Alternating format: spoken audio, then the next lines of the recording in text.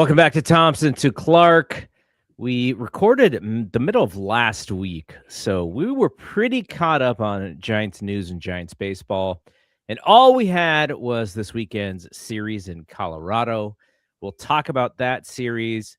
The Giants have made a ton of roster moves. Some of them I don't quite understand, and I'm not exactly sure. We'll need to hear from Buster Posey himself. Maybe he can get back on KMBR and talk about, shouldn't I be congratulated for not signing Diaz and all that.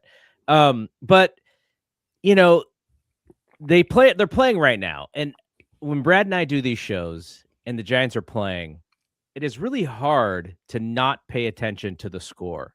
Yeah, and we have to we have to be cognizant of the idea that a lot of people are going to listen to this after the game's already over. So they're going to know what the result is, and we're here talking about the game as if it's going on. So we're not really going to focus on the game. And I'm actually really happy about that, because in this said game, the Giants actually took a 2-0 lead thanks to a Matty Chapman home run.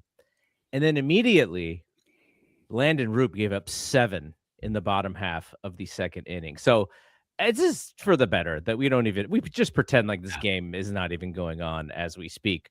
So, you know, we always like to mention these group chats that we have, because, you know, for me, it's like, it's really, outside of my dad every once in a while, it's really the only Giants conversations we're having here, a little bit in the Discord, the group chat, and that's about it.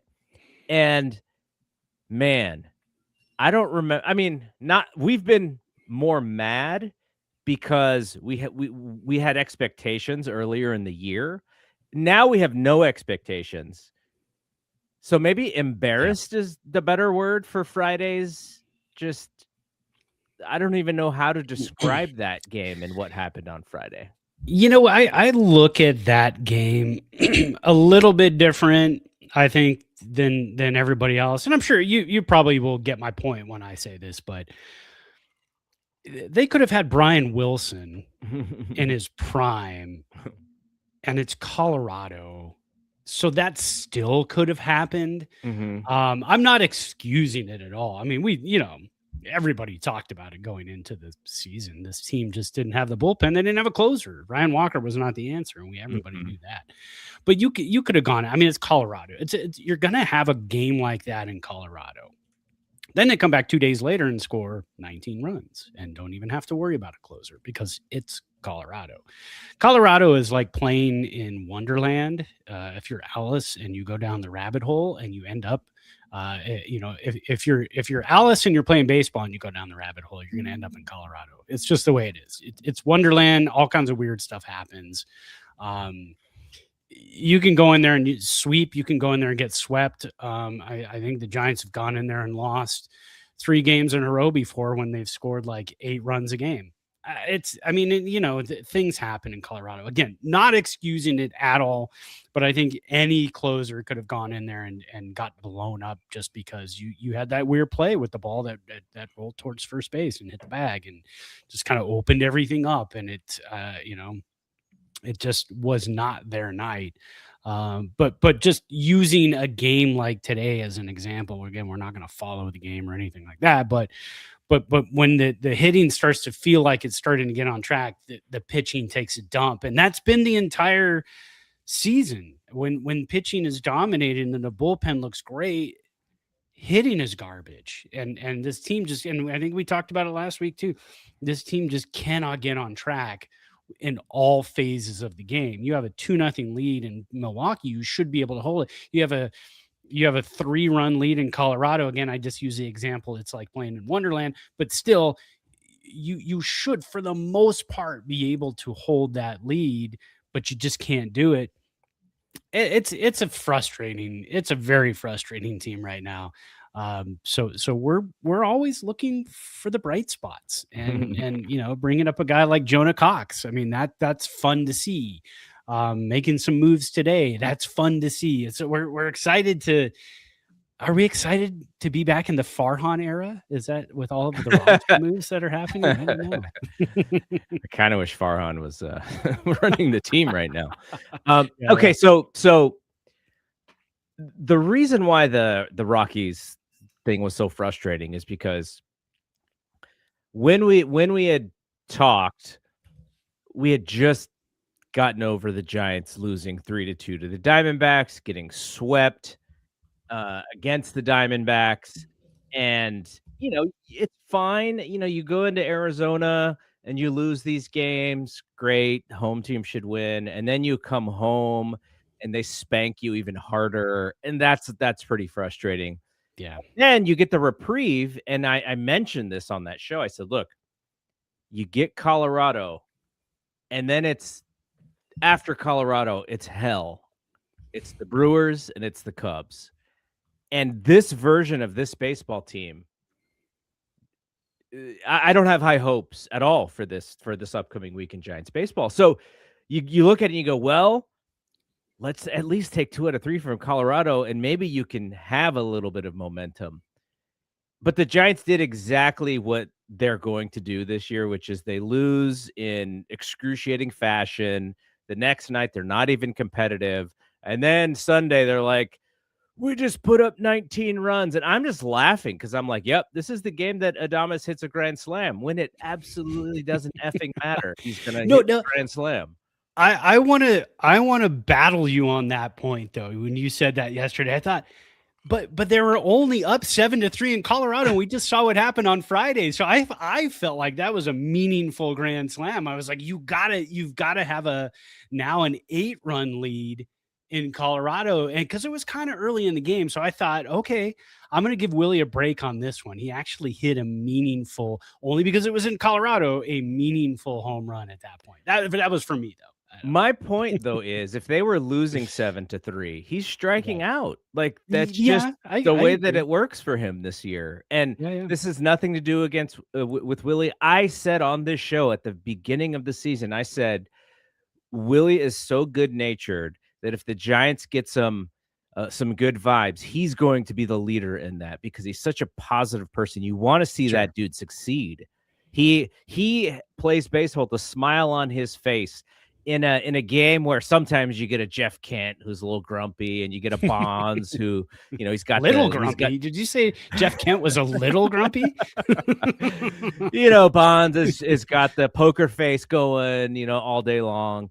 Yeah. But to see someone like Willie now, can sometimes that get away from him? Yeah, because he's going to be under the microscope all season long simply because he lost track of the outs, and people are thinking that he's talking to their team too much. And Buster even sort of made it seem that way, right? In so many words. So I'm not down on Willie in any way. I want that man to succeed and to be a guy for the Giants. But it just hasn't happened this year yet. And, more than likely, he's going to have this up and down season where he's going to get some hits, and they're going to be in games that the Giants aren't competitive in because they're not a very competitive team right now.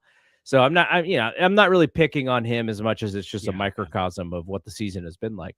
No, I get you. And it is hard to watch sometimes too. But we're down 7-1 in the ninth, and he hits a home run solo shot. And you're like, okay. Where was that with the bases loaded in the third inning when we were tied? So they win 19-6, and your guy Jonah Cox comes in, gets his major league debut, first ever major league hit against the positional player, but so what? It counts. Hey man, and for one day there's goodwill and there's fun, but the skeptic in me, I'm just like, like if maybe if you spread out those 19 runs a little bit more around those games, maybe we sweep and we're talking about a different thing. And I know baseball doesn't work that way, but sometimes it just doesn't make sense. And this season, there are some things this season that make a lot of sense. You talked about it in the beginning, the lack of bullpen.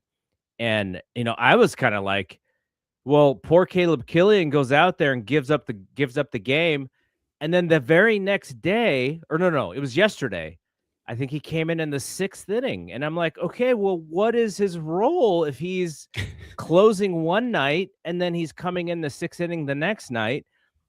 I do think there's some psychological stuff with these relievers where they probably would love to know kind of, when they should be prepared mentally, when, they should be prepared all the time. But when am I going to be given the ball? Is it going to be in the 8th inning, or is it going to be in the 6th inning? Like, there's something to that, right? And Yeah. Oh Vitello, yeah. I think we were hard on him early because he was saying some knucklehead things, but I think we've pulled back on that and said, look, he is kind of learning on during these games with a very flawed roster, including the bullpen. Like, if you want to give a first-year manager something to really, really help him and to make him comfortable, you give him a good bullpen. And then Buster was like, no, we're just not. And he's unapologetic about it, which that's the part I don't get as well. He's like kind of flaunting the fact that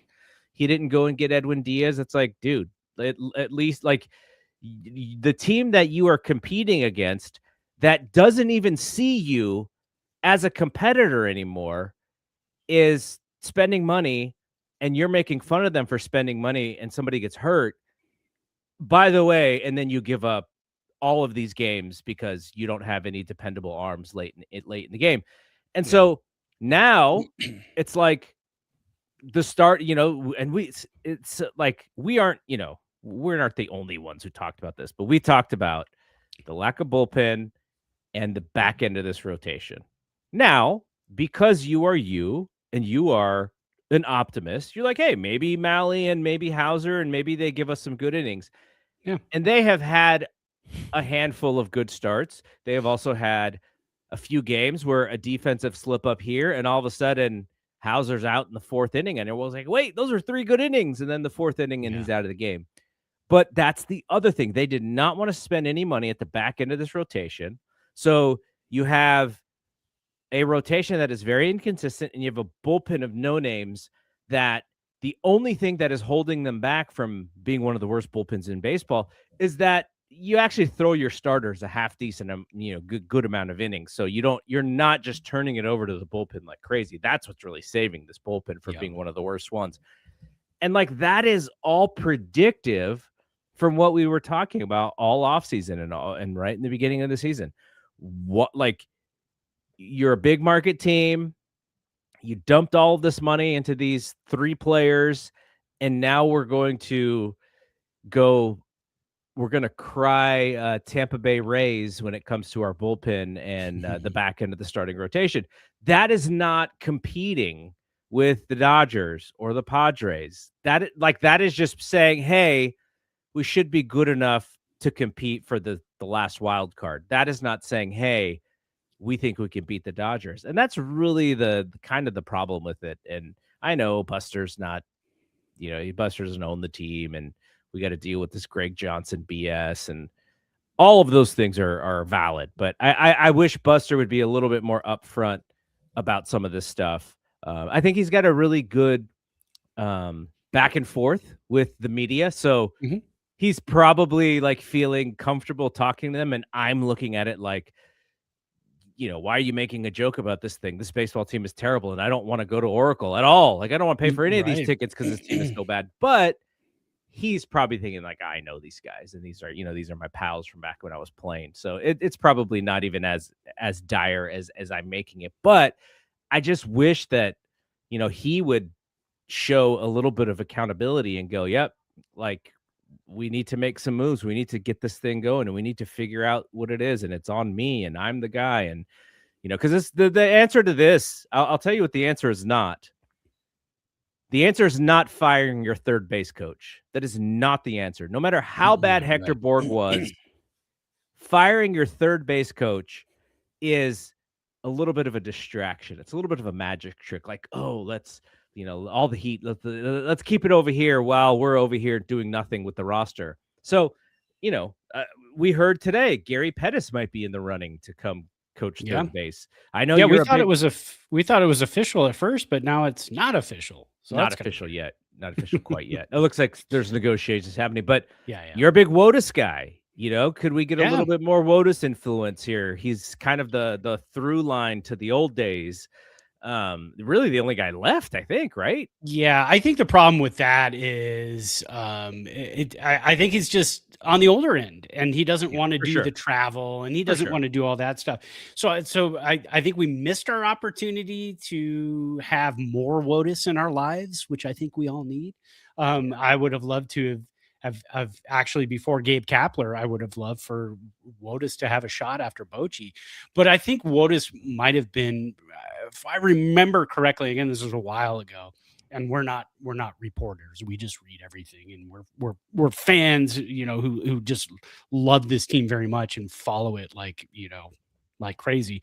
But from what I remember back in the day, it was more like, I don't know if WOTUS is going to be that guy, because I don't think anybody thought he wanted to follow his buddy Bochy Sure. in the dugout after what Bochy just did. I mean, Bochy Sure. won 3 championships and then went to the playoffs again in 2016. And they were kind of like, I don't think that was going to happen. So I think there needed to be a little bit of time. But now he's on the older end. And so we're not going to get WOTUS in our lives like we should. Everybody needs a WOTUS in their life. I mean, what is Hunter Pence has a great nickname for him, and now of course I just forgot it. But anyways, it's everybody loves the guy.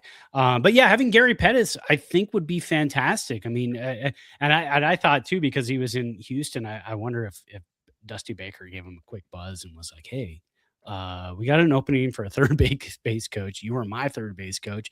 You were in charge of running. The running coordinator for the Astros team for years and years. Hop on over. We've got a third base spot open for you. So he's basically coming out of, quote unquote retirement, because I think the last time he was in Houston was 2024. So it's going to take some money to bring him back out. But I think that would be great. I think this team needs more of that in the dugout, more of that on the field. Is guys like Ron Washington, guys like Gary Pettis.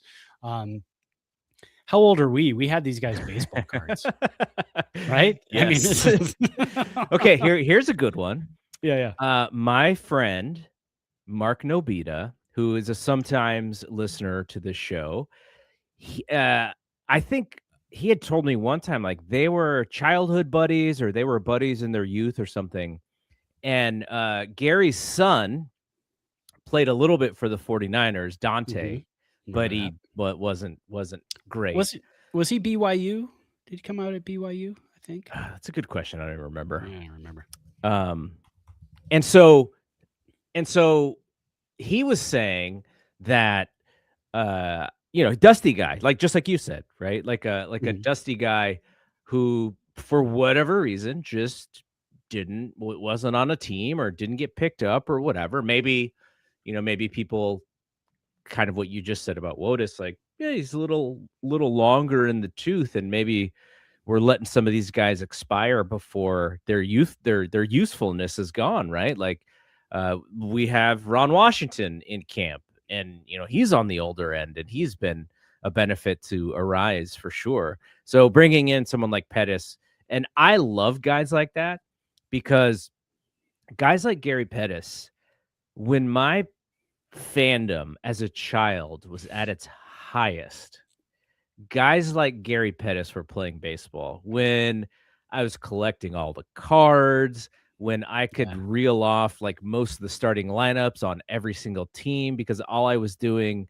was reading box scores from games.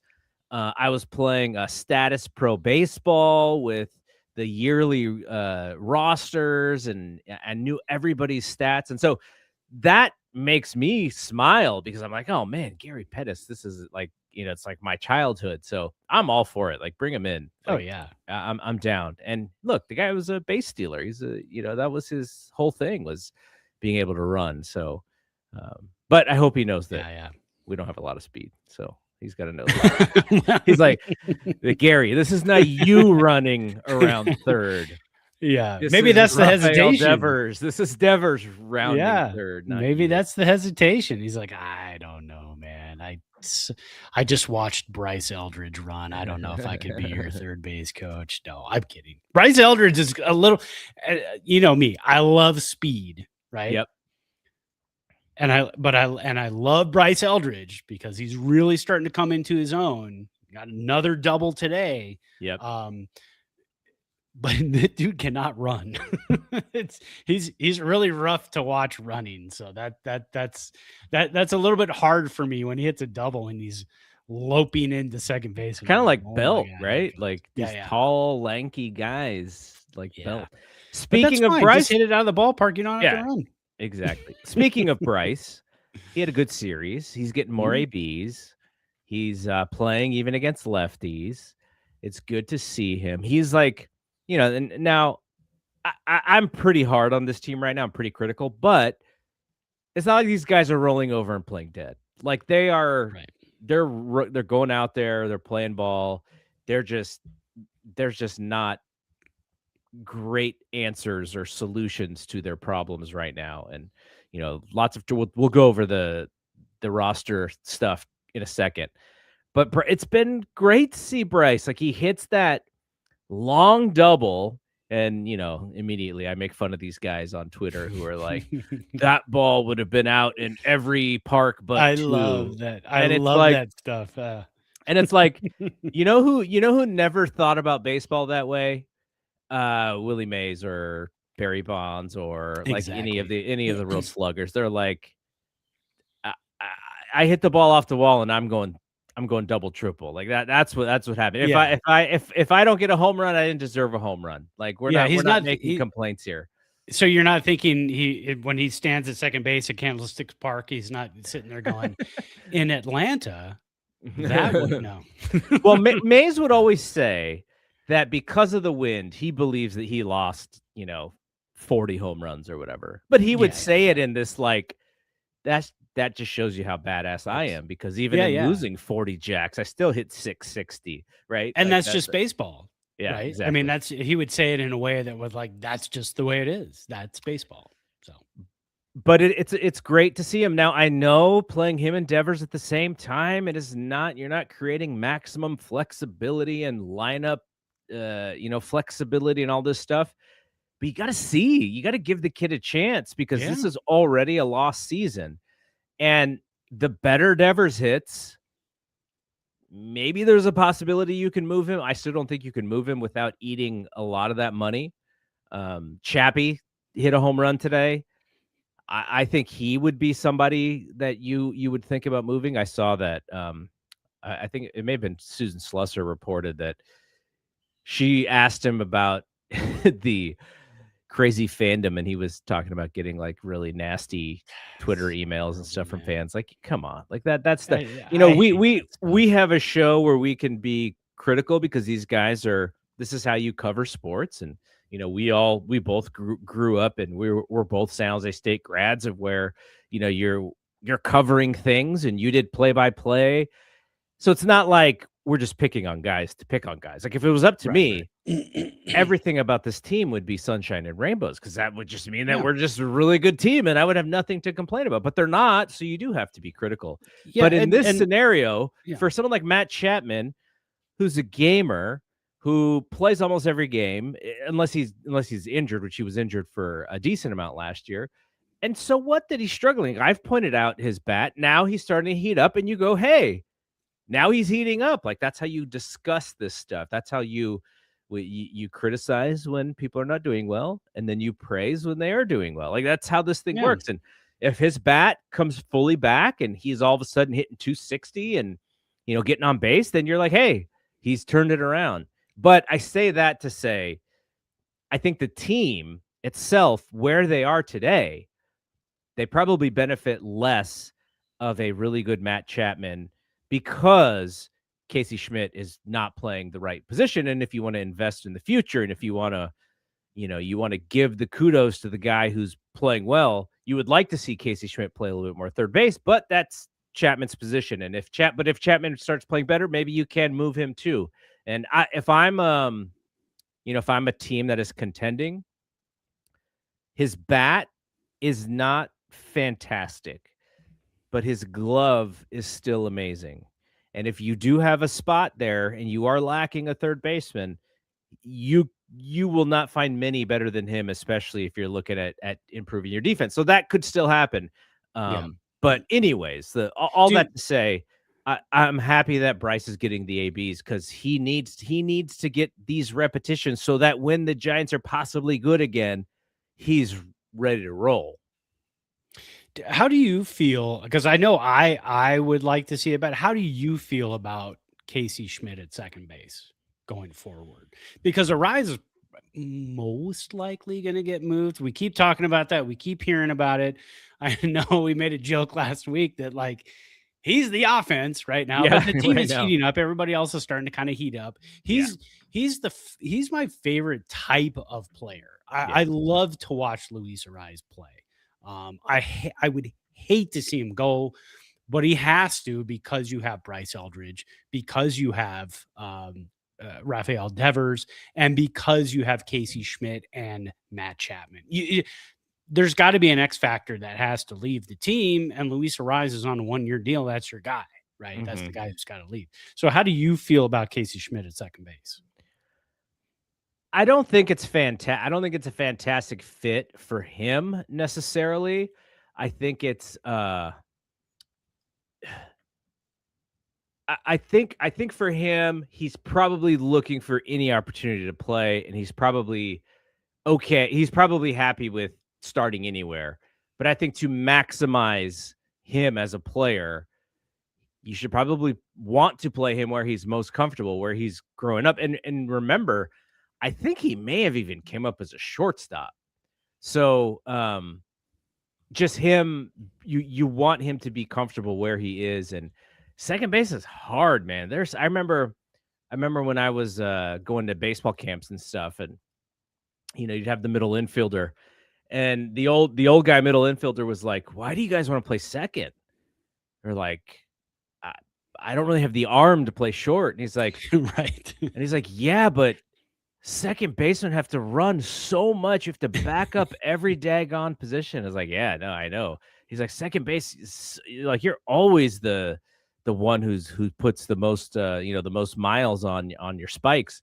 And so is Casey Schmidt the guy that you want running around so much? I would just rather sit him at the corner and just say, hey, man. Yeah, I get it. Bang out your 20 jacks and let's see what you got. And, he's still hitting very well. Arise is still hitting over 320, but Casey's like, he's at 295 or whatever it is. And he's still hitting for power. But yeah, I would love to just give him a chance. Cause I think, we've been waiting for him to prove himself. And he's like, I'm proving myself, guys. It's like, okay, let's reward that. But unfortunately, he's got a, many-time Gold Glover in front of him for the next several years, unless they do figure out how to move him. As a plan B, I think Casey Schmidt is fine at second base, but I think for his plan A, he's got to be on the other side of the infield.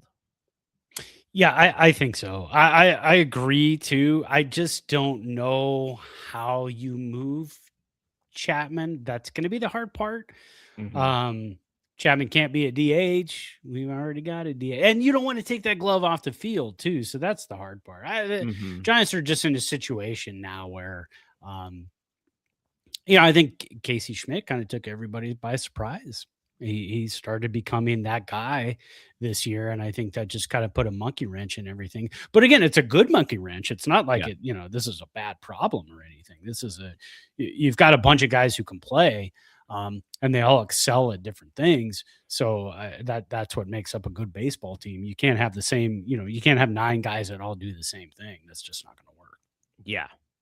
All right. We said that we weren't really going to do a long show today because we just did one last Thursday after they lost to the Diamondbacks. But I did want to go over a lot of the moves that they have made of late.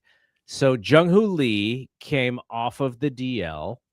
And they sent Will Brennan back to Sacramento. Logan Webb was reactivated. And when is he going? Do we know? Logan Webb? Yeah. He threw on Friday, pitched really well in Colorado. And that's right. He did come back on Friday. So he came back. I'm just trying to think. Friday, Saturday, Sunday, Monday, Tuesday. I'm doing math. Wednesday. He should be back. He should be pitching against Milwaukee on Wednesday. everything lines up again. So, and he pitched well. That was the hard part. He pitched really well in Colorado, gave up 1 run, and then the bullpen again, Colorado gave it up. So, Yeah. So looking at his line here, he went. Where is it here? He went 4 1/3, 3 hits, 1 run, 3 walks, 5 strikeouts. And the bullpen picked him up. It wasn't until the last 2 innings that Keaton Wynn and Killian, man, his poor ERA, point, 2/3 of an inning, 5 earnies. Whew, tough one. Yeah. So Logan Webb is back, and unfortunately today for Landon Roop, who is, I feel like he'd been throwing the second best. Robbie Ray grunted through the game yesterday, but man, when you almost need those 3 guys to be lights out to have a chance to win a series these days. That's what's kind of frustrating about it. Okay, so going back to the other roster moves.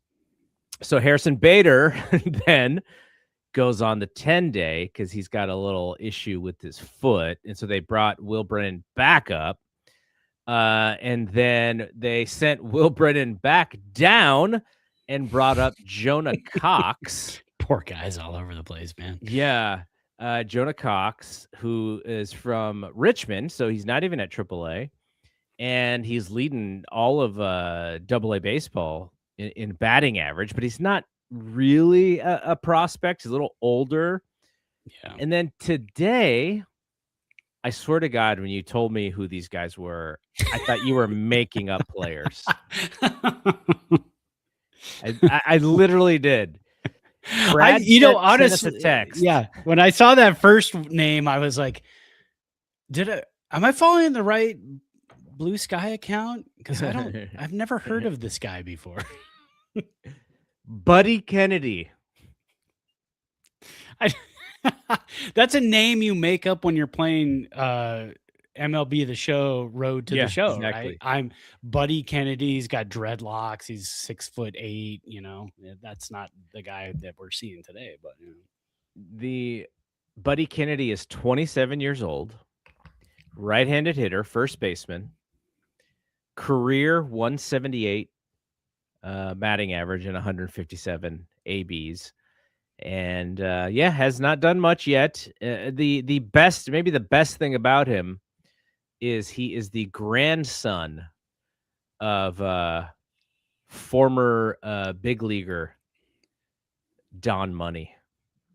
I had to look that one up too, because I was like, is Don Money? Because I saw on his minor league site, it just said grandson of Don Money, and I thought, is that like a WWE wrestler? Like, did he play for like the Yankees or something? Wait, who did he play for? Possible. No, Philadelphia and Milwaukee. Don Money. Okay, this was pre us. Okay, played throughout the 70s. He played into the early 80s as well. There were some seasons where he had 25 jacks. So Don Money's best season, 1977 with Milwaukee, 25 jacks, 83 RBIs, hit 279. There you go. He played with the 82 Brewers, so that means he's a World Series champ, right? Yeah, good for Don Money. 82 Brewers. There you go, Don Money. All right, that's about the year that I started following other teams than the Giants. Yeah. Mm-hmm. Yeah. It was like branching out. It was that Cardinals Brewers 1982 World Series was when I was like, okay, and I was 9 years old. So yeah, I think there's is it an Amazon Prime or something? There's a documentary about that Brewers team out there somewhere that I've been wanting to watch. Yeah, because that had Matt Al Hrabosky on that team, I think, right? So then they selected the contract of right-handed pitcher, and I swear to God, you were joking again. Wilkin Ramos. Wilkin Ramos is actually a pretty big dude, 6'6", though kind of skinny, 192. I don't think he has a big league resume at all. So, I don't. Is that right? I can't tell by what these stats are. But yeah, so I think he's a first time big leaguer, and he was in Sacramento as well. And so I don't know what this means. It sounds to me, now you tell me if I'm just being negative again. It Okay. sounds to me like they're just bringing up guys that they know that they can burn because they just need spots. And it's less about that these guys are actually the real deal and that they have futures. Though if you look at Wilkins' numbers, he's having a pretty good season, from this year and last year when it comes to the minor leagues. Like he's he's doing fairly well, low ERA, about a strikeout an inning, and he's been doing that for the last 2 years. So, I mean, he's got something. I just don't know anything about this dude. I've never heard anything about him at all. So that's why I thought it was fake.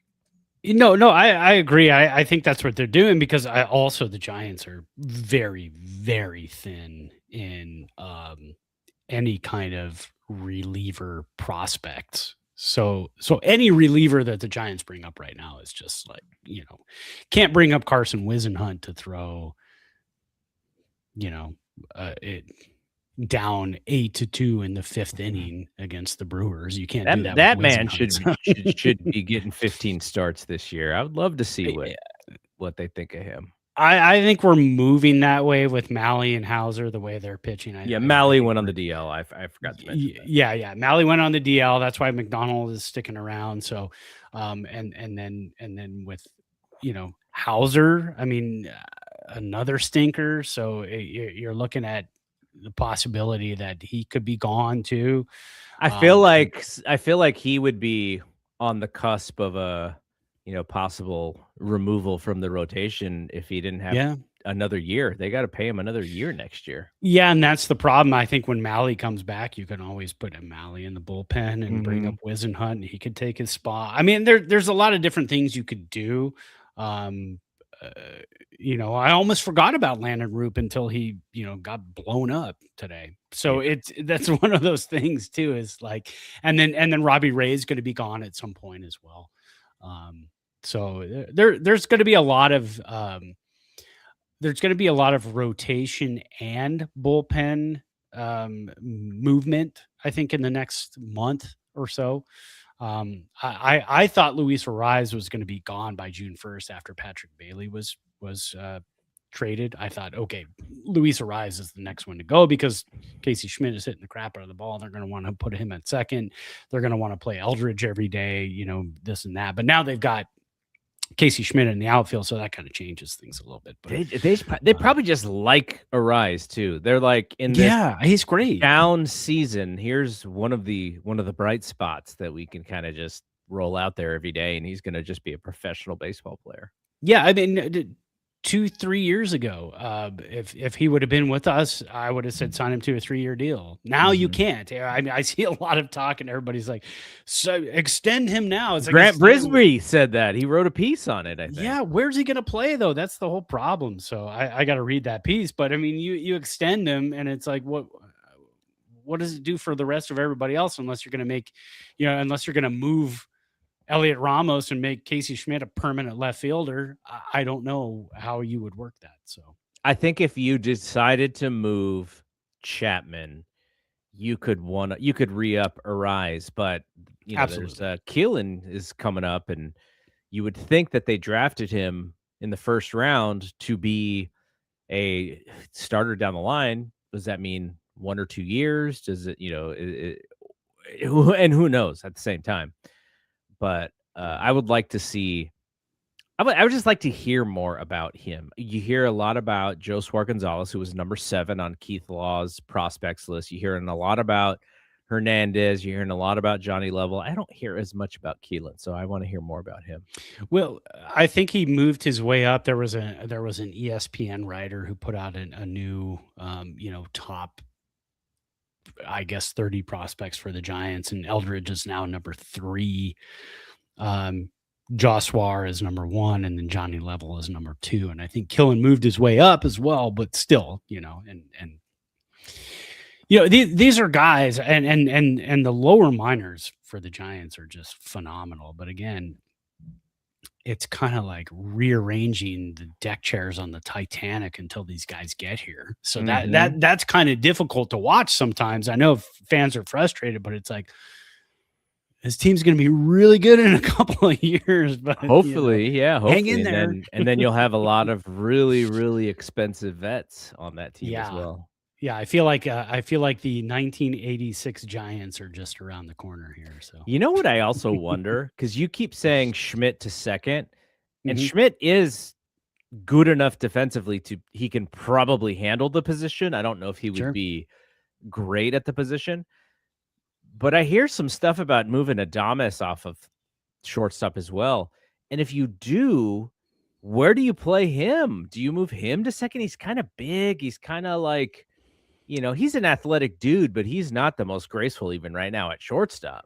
Right. And I think, if you move him off a shortstop, you can't. I mean, there's nobody, because again, who would play shortstop? Casey Schmidt. We've seen that before. It's okay. Well, it's just because of these young bucks coming up. You got exactly. Oh yeah. I mean, when you're talking about that, he's going to have to be, DH at some point, or maybe, at that point, Chapman signed through 2030. I don't know. We got a real age problem in a couple. Right? See, here's what Buster didn't do for you and me. When you talk about signing 5-year deals, we look at that as like, okay, how old are we going to be by the time these contracts end? And how much time do we have to see these young players come up and get excited? It just feels like, come on, man. Like we want to win now. We don't want to continually wait and wait and wait. Yeah, speaking of that too, I do have, where is it? Is it on No, it's on Baseball Reference. There's a great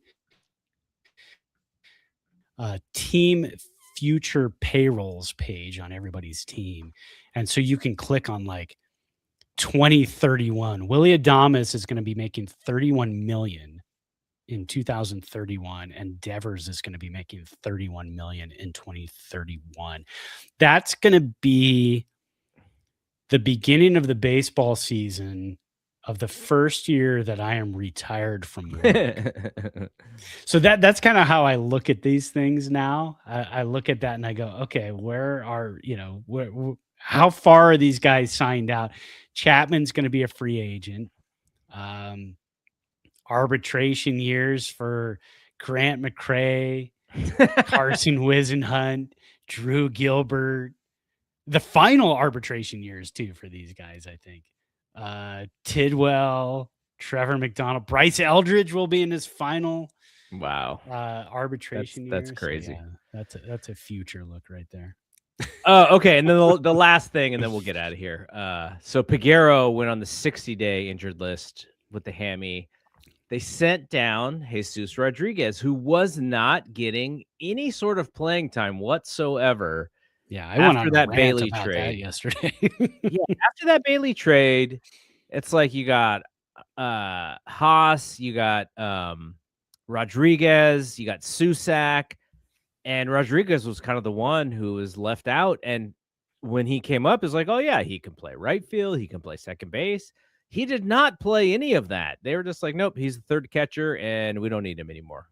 Yeah, because they have Barracoto, they've got they've got Haas and Susac, so it's like he was just completely squeezed out. And so yesterday morning, I just went on a rant with you guys. I was like, if you're not going to play this guy, it's best to send him down, let him keep developing, let him catch every day in AAA. It doesn't really matter. You're not going for wins or losses there. You're just learning.